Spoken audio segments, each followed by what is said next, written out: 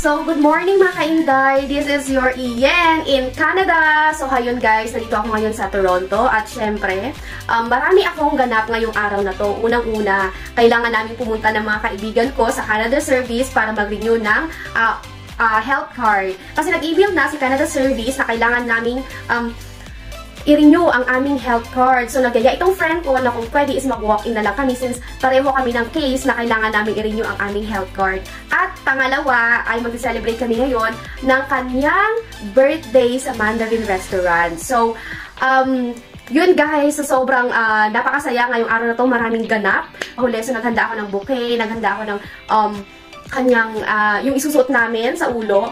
So, para naman magmukhang bongga kahit paano, diba? Ganyan talaga ang OFW. So, maghahanap talaga kami ng way kung paano namin pasayahin ang sarili namin. And, yun lang guys! Bouquet na ginawa ko kaninang umaga lang. At syempre, dumating na rin tong Sash Birthday Girl na may nakalagay na Birthday Girl with crown. At syempre, ito na rin guys, bumili ako sa Dollarama ng birthday cake sa ating birthday celebrant ngayong araw na to. Para naman magmukhang special, diba?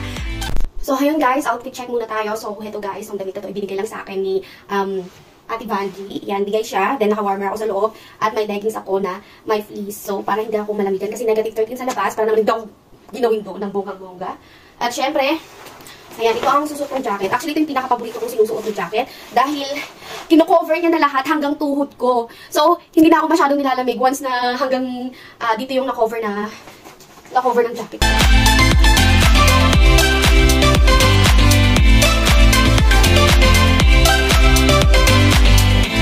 Tapos guys, sa bonnet naman, gusto ko lang yung manipis, pero magaan sa ulo. Kasi kapag medyo heavy yung bonnet na ginagamit ko, is hindi ko na siya gusto, parang nabibigatan na ako.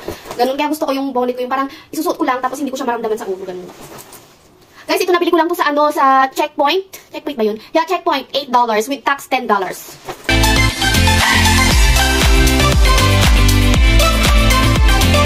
So guys, hindi naman ako branded lover.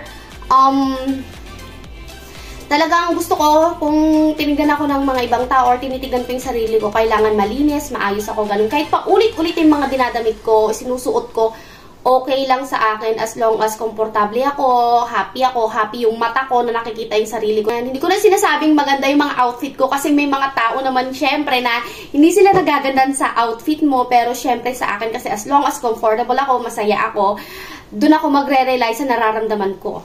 Ganon! So, tara, guys. Suot na natin.